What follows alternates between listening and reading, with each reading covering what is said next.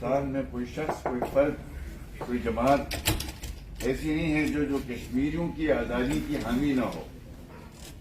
کوئی فرد بھی نہیں ہے، ڈھونڈ کے بھی کوئی ایسا بندہ نہیں ملتا. پاکستان کی ساری جماعتیں سمجھتی ہیں، ان کا منشور میں لکھا ہوا ہے کشمیر کی آزادی. تو اب دیکھنا یہ ہے کہ آخر ہم جب 5 فروری مناتے ہیں یا کشمیر کے حوالے سے کوئی بھی دن مناتے ہیں تو لوگوں کی حاضری نہ ہونے کے برابر ہوتی ہے. اس کی کیا وجہ ہے؟ میں مظفر آباد ہر سال جاتا رہا ہوں 5 فروری.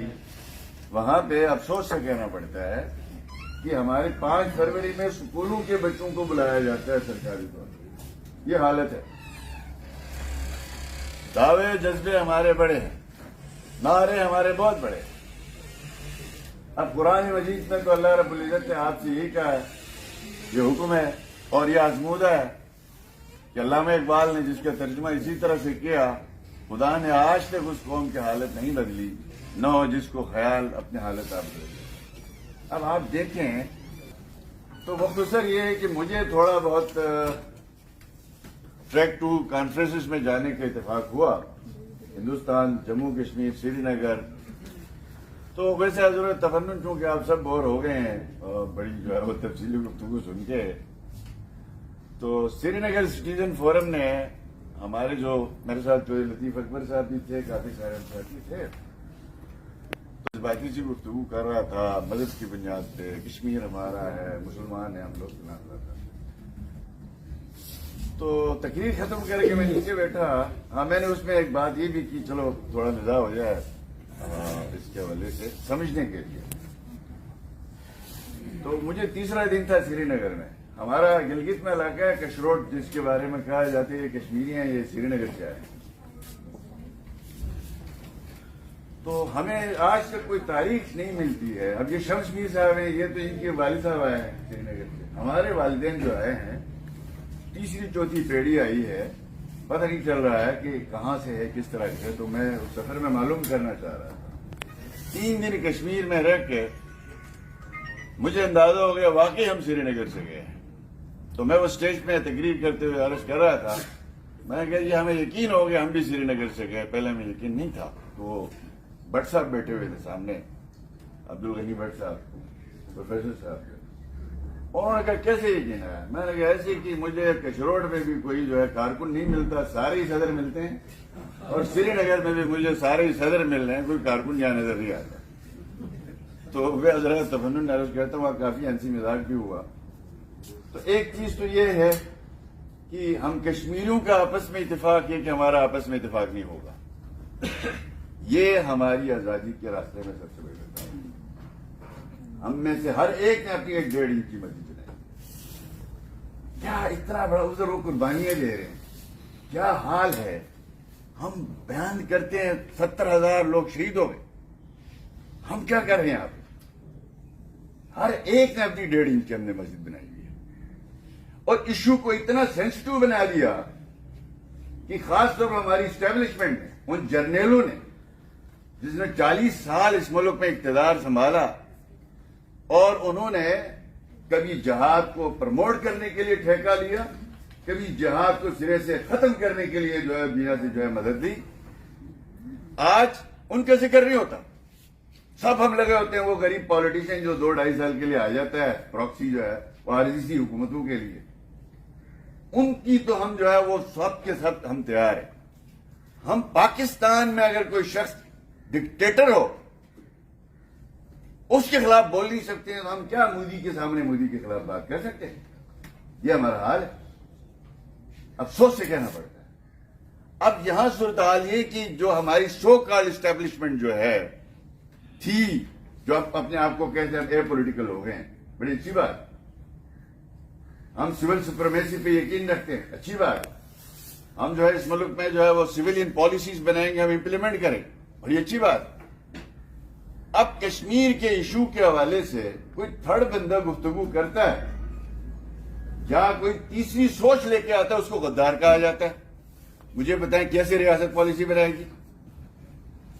سب جماعتوں کے خیال ہے کہ کوئی نہ کوئی حل ڈھونڈا جائے، لیکن ایک قدم آگے بڑھتے ہیں اس کے خلاف لگ جاتا ہے.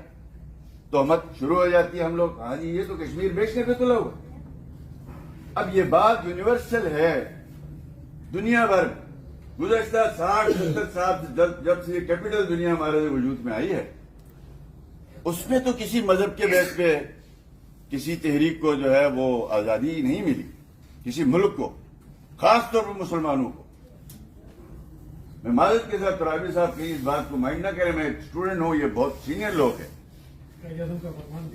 अब मैं मुख्तसर अर्ज कर दूं, मैं श्रीनगर में वहीं तकरीर कर रहा था इसी तरह की जज्बाती जैसा हम लोग सब करते हैं। तो मैं तकरीर करके नीचे बैठा तो वहां पे एक सिख थे, वो भी कश्मीरी थे, वो भी उस कॉन्फ्रेंस में आए हुए थे और उन्होंने मुझे कहा कि मैं आपसे मिलने आया था, मेरा वालिद हमारे इलाका गिलगित से आगे जाके गिजर से आगे गांव है इश्कोमन, कहा मेरी पैदाइश वहां है।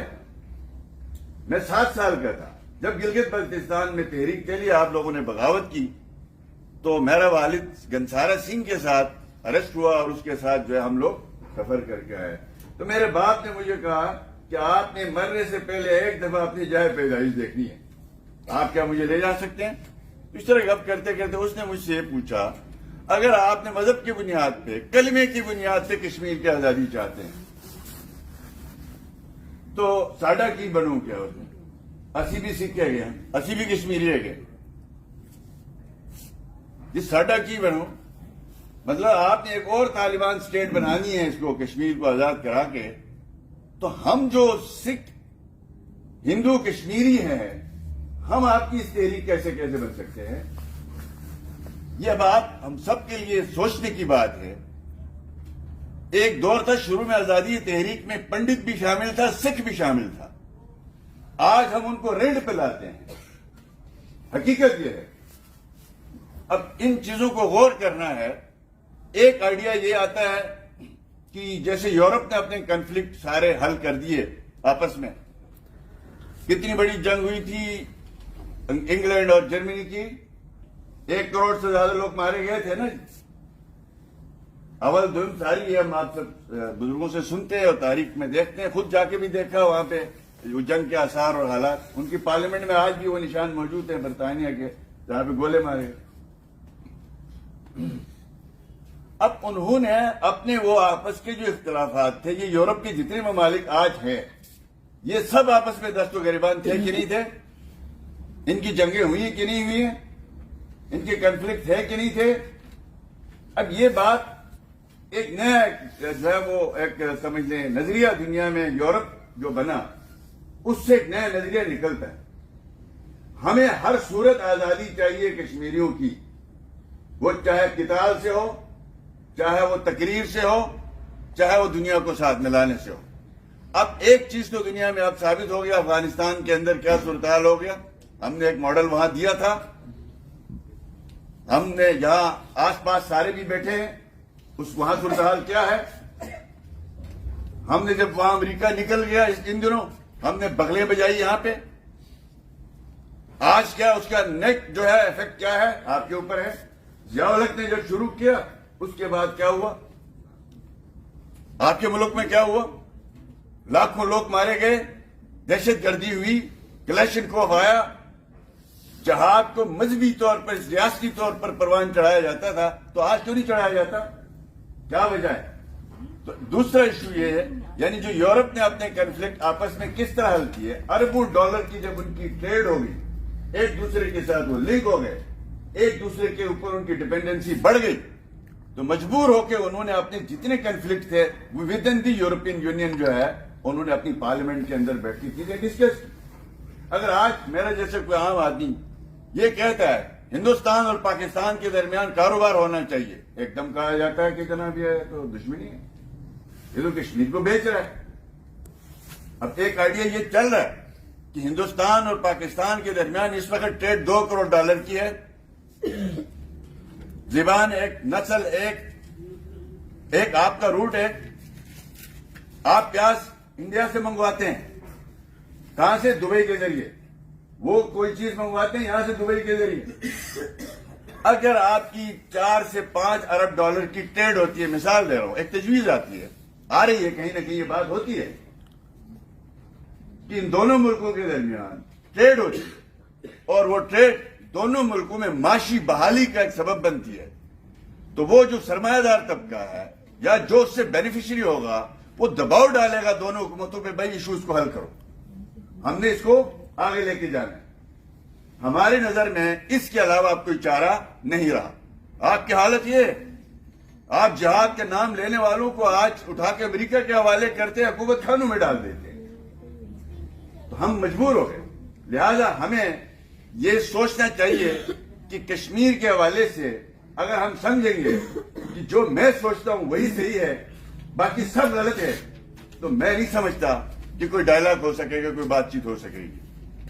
سیاسی جماعتوں کو اسپیس دیں۔ خان صاحب نے گلگت بلتستان میں آ کے اعلان کر دیا کہ ہم اس کو صوبہ بنائیں گے جی بی کو، میں موجود تھا۔ اس کشمیر کاز کی وجہ سے میں نے عمران خان جیسے شخص کی گلگت میں باقاعدہ استقبال کیا۔ ان دنوں مودی گیا ہوا تھا انڈیا، وہ وہاں کرفیو تھا۔ میں نے اپنی تقریر میں گلگت میں کہا کہ ہندوستان میں مودی جاتا ہے وہاں کرفیو لگا کے جاتا ہے، کشمیر میں سوری گلگت بلتستان میں یہ وزیر اعظم ہے، میرے سے شدید اختلافات ہیں، لیکن کشمیر کا کے لیے الحمدللہ ہم سب ایک ہیں، ہم سب نکل کے ان کے استقبال کریں اپنے وزیر اعظم کا۔ اب آپ بتائیں اس کے بعد انہوں نے الیکشن میں ریگنگ کی، جو بھی کی، دھاندلی ہوئی اور کس نام پہ کی، ہم صبح بنا رہے ہیں۔ جب لاسٹ میری میٹنگ ہوئی عمران خان صاحب کے ساتھ، انہوں نے کہا جی ہم نہیں کر سکتے۔ تو یہ ہمیں پتہ ہے، ہم سیاسی جو مین اسٹریم پارٹیاں ہیں، ہمیں یہ مسائل، اس کے کتنے ایشوز ہیں۔ لہذا آپ کے لیڈروں کو، میں بھی اپنے آپ کو جو ہے وہ اس کا سمجھتا ہوں، ایک طرح سے کارکن سمجھتا ہوں، ہمیں ذرا سنجیدگی دکھانی چاہیے۔ واہ واہ والی باتیں، تقریریں کریں ہم لوگ، بات چھا جائے، کوئی اس سے پوچھ کے تقریر کرے، کوئی اس سے پوچھ کے تقریر کرے، یہ ہمیں ختم کرنا ہوگا ان لوگوں کے لیے جن کے نام پہ ہم یہاں پہ سیاست کرتے ہیں۔ بعض حضرات ہم میں سے بدقسمتی کے ساتھ، میں گیا ہوں، میں سری نگر گیا ہوں، میں یاسین ملک صاحب کے گھر گیا ہوں، چھوٹا سا 4x4 کا کمرہ ہے۔ میں علی گیلانی صاحب کے گھر گیا ہوں، میرے ساتھ آزاد کشمیر کے بھی لوگ تھے اور 2 ہمارے فورن سیکرٹریز تھے، مفتی سعید صاحب سے بھی ہم ملے، غلام نبی آزاد سے بھی ملے۔ آپ دیکھیں ان کا ٹالرنس دیکھیں، وہ کیوں نہ آگے بڑھے۔ ہم جب جموں میں تھے تو چیف منسٹر تھا غلام نبی آزاد، کھانا انہوں نے دیا تھا پاکستانی وقت۔ ہم جب 3 دن بعد سری نگر گئے تو 2.5 سال کا ان کا ٹینیور پورا ہو چکا تھا، تو مفتی سعید صاحب نے کھانا دیا، وہ 2.5 سال سے چیف منسٹر، اگلے 3 دن میں اسے حلف لیا۔ ان کا تو ایسا توانا جمہوری سسٹم ہے۔ ہمیں یہ بات سوچنی ہے۔ کیوں میں اس لیے بات کر رہا ہوں، شاید میں لمبی کر دیا بات، میں نہیں چاہتا تھا میں لمبی بات کروں، کہ ہم لوگ 74 سال سے گلگت بلتستان کے لوگ کانسٹیٹیوشن کے بغیر ایگزیکٹو آرڈر کے اوپر پل رہے ہیں۔ وفاق میں جس کی گورنمنٹ بنتی ہے وہ بلڈوز کر دیتا ہے وہاں پہ۔ آج 22 گھنٹے کی لوڈ شیڈنگ ہے، آج 23 گھنٹے کی لوڈ شیڈنگ ہے، تو ان لوگوں کو آپ کیا بات سمجھائیں گے جا کے؟ کیونکہ پالیسیز کی تسلسل نہیں آ رہی ہے۔ 1 میگا واٹ نیشنل گرڈ سے ہم بجلی نہیں لے رہے ہیں، 1 میگا واٹ ہم نیشنل گرڈ کو نہیں دے پا رہے ہیں۔ تو مجھے یہ بتائیں، آزاد کشمیر اور گلگت بلتستان میں جب تک ماڈل حکومتیں نہیں بنے گی، زبردست ڈلیوری وہ نہیں کریں گی، آپ کشمیر کو سیل نہیں کر سکتے ہیں۔ وہ کہا جائے گا آپ کے پاس 2 علاقے، ان کا حال کیا ہے؟ ہندوستان کو تو ہم مقبوضہ سمجھتے ہیں۔ کیا ہمارے یہاں آئیڈیل گورننس ہے؟ کیا ہم آج سری نگر کے بھائیوں کو جا کے کہہ سکتے ہیں ہم سے بہتر ہو آپ، آ جاؤ ہماری طرف، آ جاؤ آپ سے ہم بہتر ہیں؟ وہ تو کہتے ہیں ہمیں تو آپ ایک مسلط شدہ نظام میں ہیں، آپ پہلے اپنی تو بات کریں، پہلے ہماری بات کریں۔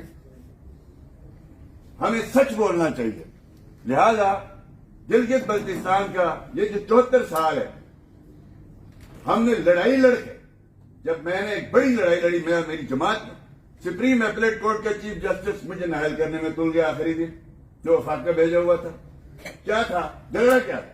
ایک کہ ہم نے مشکل سے آزاد گلگت بلتستان میں سپریم اپیلیٹ کورٹ کا چیف جسٹس جو ہوتا ہے اس کی ایج بڑھائی 65 سال، ہم نے کہا کرے اس سے زیادہ آزاد کشمیر میں بھی نہیں ہے، پاکستان کے کانسٹیٹیوشن میں بھی نہیں ہے۔ تو میرے قائد نواز شریف صاحب نے یہ باتیں ہماری مان کے گلگت بلتستان کو، سپریم کورٹ کو بھی ایک پورا نظام دے دیا کہ وہاں 65 سال سے زیادہ ایج کا کوئی شخص وہاں نہیں لگے گا، اس کی بالائی ایج وہ ہوگی۔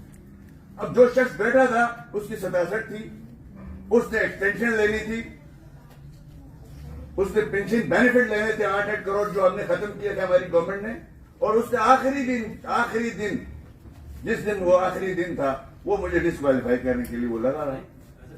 جب یہ حال ہو آپ کا، ہم اس لیے کہہ رہے ہیں کہ گلگت بلتستان کا کوئی نہ کوئی نظام، یہ کہنا کافی نہیں ہوگا ترابی صاحب، ہمارے لوگوں نے سری نگر میں جا کے شاخیں دی ہے، آج بھی بارڈروں میں ہمارے لوگ لڑ رہے ہیں، تو ہمارے لیے صرف یہ کہنا کافی نہیں ہے کہ ہم گلگت بلتستان کے حقوق کے حامی ہیں، نہیں،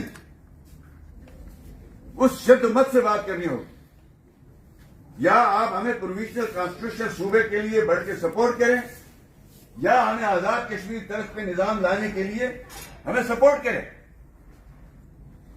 ہم نے جب آزاد کشمیر طرف کے نظام کے لیے وہاں پہ قانون بنوایا، نیشنل سیکورٹی کونسل سے اپروول لی، تو آپ کا آزاد کشمیر کا طرف تجربہ اسلام آباد کو ہو چکا ہے۔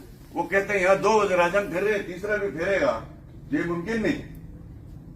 آزاد کشمیر میں ایف آئی اے نیب اور فلاں یہ ادارے فیڈرل نہیں ہے، آپ کہاں ہیں؟ ہماری اسمبلی میں شرارت کی گئی، 19 یونٹ قرارداد لائی گئی، ایف آئی اے اور نیب کو نکالا جائے چونکہ ہم کشمیر طرف پہ جا رہے ہیں، تو کہا یہ آج یہ کہہ رہے ہیں ایف آئی اے اور نیب کو نکالو، کل یہ کہیں گے فوج کو نکالو۔ اتنا ٹرسٹ ڈیفیسٹ ہے میرے بھائیو، اس لیے میں سمجھتا ہوں کہ 2 طریقے ہمیں آزاد کشمیر کی جو لیڈرشپ ہے، چاہے وہ مذہبی جماعتیں ہیں، چاہے وہ سیاسی جماعتیں ہیں، چاہے وہ لکھاری ہیں، ان سب کا فرض بنتا ہے کہ تاکہ ہم بھی یکسو ہو جائیں۔ آج گلگت بلتستان میں 5 فروری مناؤ، کوئی نہیں آتا، مسئلہ بن گیا ہمارے لیے، اس لیے کہ وہ کاؤنٹر پروڈکٹیو ہو گیا جو کچھ آج تک وہاں ہوتا رہا۔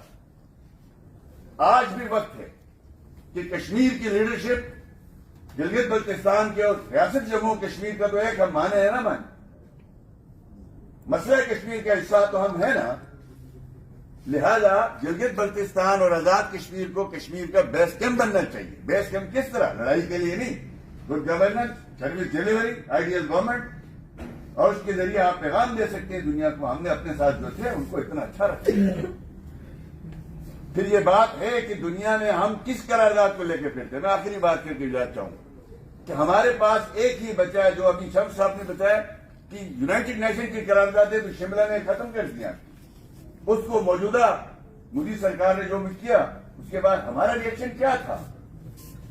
کیا ہمارا ریئیکشن تھا؟ ایک ٹانگ پہ عمران خان نے 1 ہفتے کا احتجاج کیا اور اس نے کہا پارلیمنٹ میں کیا میں جنگ کروں؟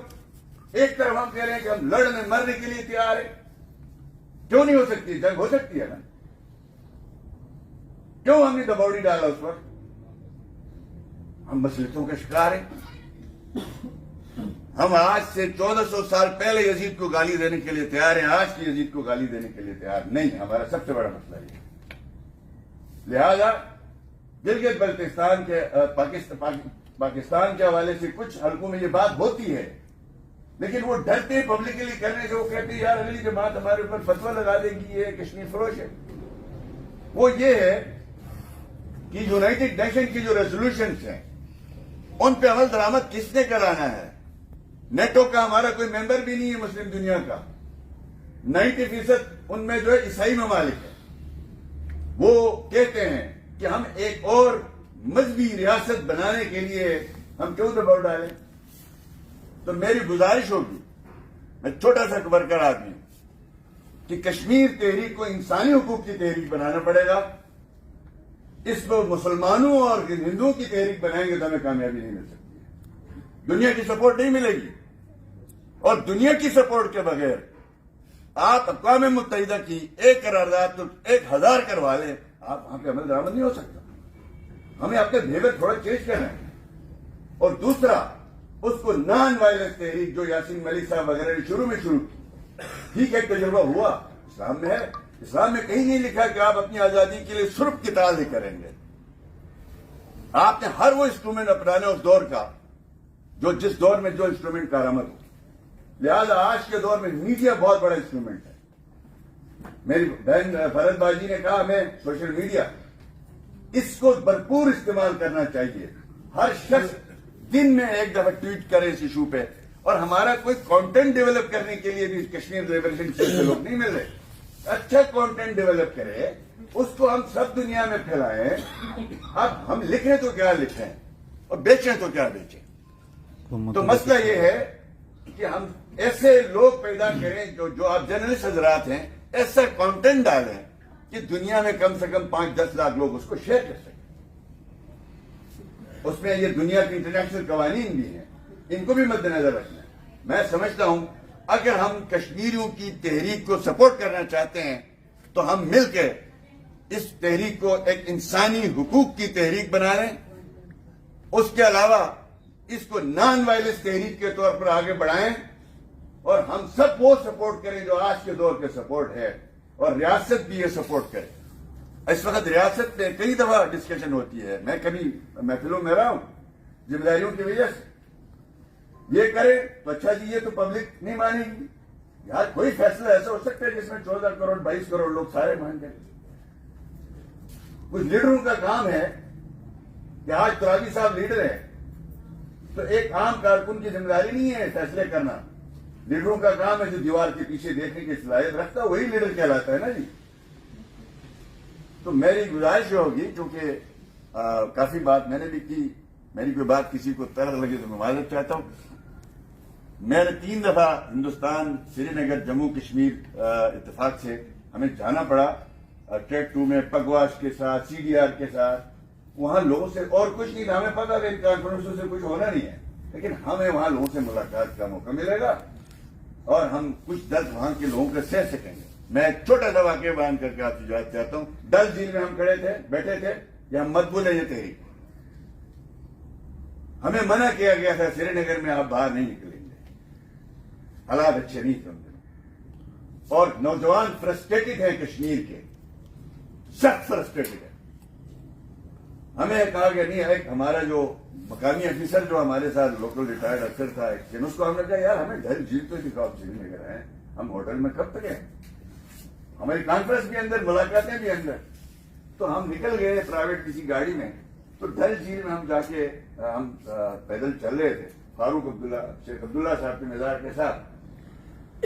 وہاں کچھ بچے وہاں پہ کھا رہے تھے چھلیاں وغیرہ نا, کشمیری شرن پہن کے. میں نے شلوار قمیض پہنی تھی. لطیف اکبر آج بھی حیات ہے, آزاد کشمیر میں سینئر پالیٹیشین. ارشاد محمود جو آپ سینئر جرنلسٹ ہیں وہ بھی ہمارے ساتھ ہیں. وہاں پہ مجھے اس لوکل بندے نے کہا آپ ان لوگوں سے نہ ملیں, یہ غصے میں آتے ہیں.